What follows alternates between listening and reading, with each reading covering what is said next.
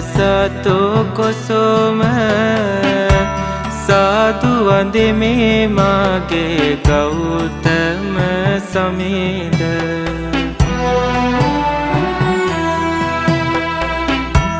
සසර ගමන දුක බව දැනගත්තා සසර පුරා පතිනිය හැරදා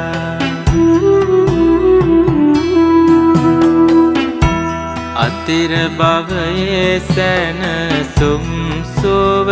සොයලා සමිඳු නික්මුණා ඇසල පොහොයද